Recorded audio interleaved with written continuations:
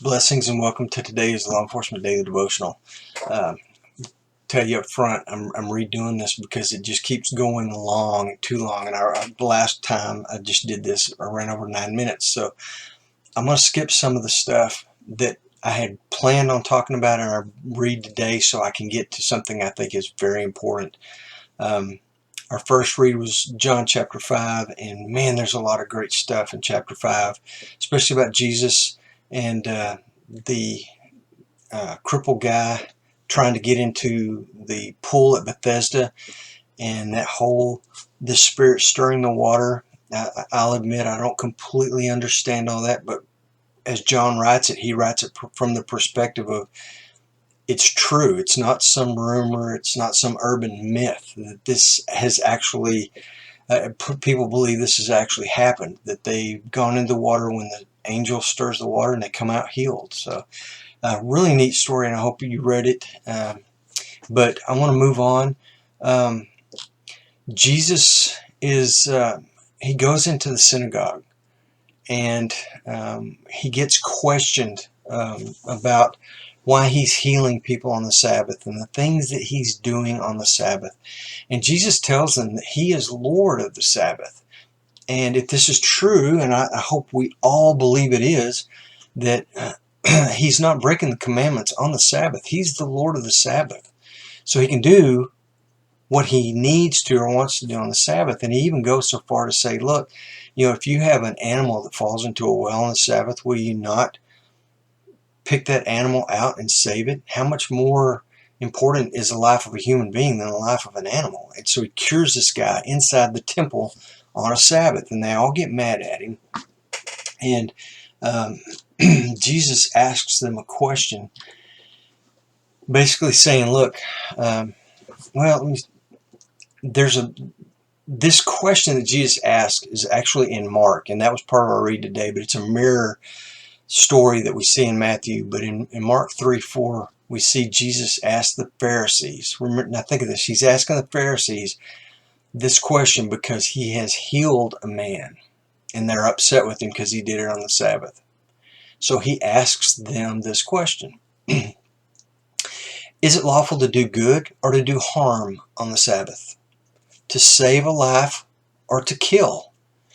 Now you would think that would be a rhetorical question.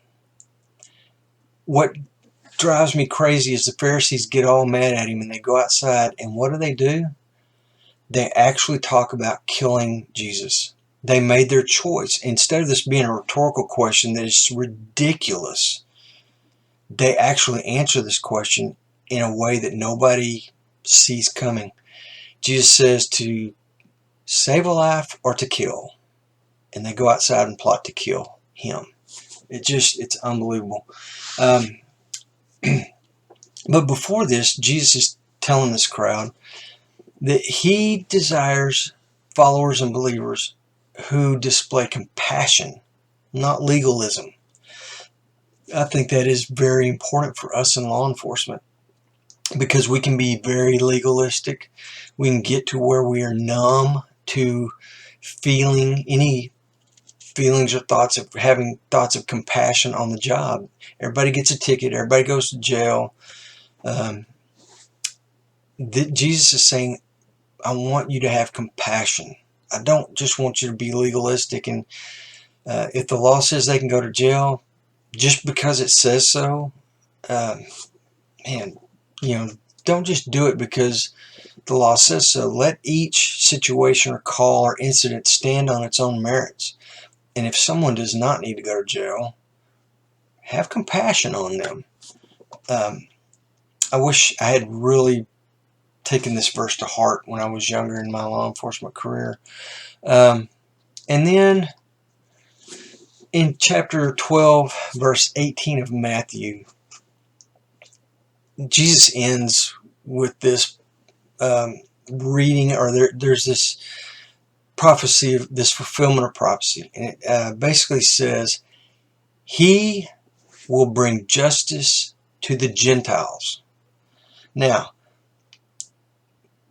he's obviously going to be Jesus, and it's talking about the Christianity that has not even really been born yet, because Even though Jesus is in the world, Christianity will not be born until Christ dies, is resurrected, and the Holy Spirit comes into the world. Then Christianity begins. But he's giving a glimpse into this. If you were a Jew at the time, you didn't get any religious justice, as it would be, from God because you weren't a Jew. That's how the world thought. I think God has always had compassion on every one of his creatures. But he says here that he will bring justice to the Gentiles. Now, in today's world, we're seeking justice all around us because there's crime, there's rebellion, there's hatred. All those things we see going on all around us.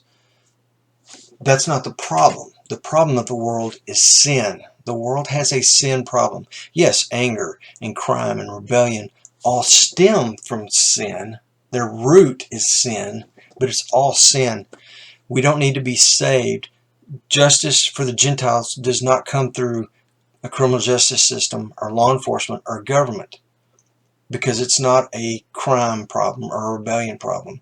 It's a sin problem. Therefore, to kill the true root of the problem, it has to be taken care of by God. In verse 12, verse 20, it tells us that he will lead justice to victory. He will be victorious. All the problems that we're having in the world today, law enforcement can't solve them. Government can't make enough rules to get us out of this problem of rebellion. Only Jesus is going to be able to lead justice to victory and get us out of this problem.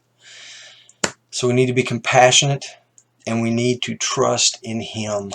So tomorrow we're going to be in Matthew chapter 5, Mark chapter 3, verse 13 through 19, and Luke chapter 6, verses 12 through 36. I hope you're able to read ahead, and till then, be safe.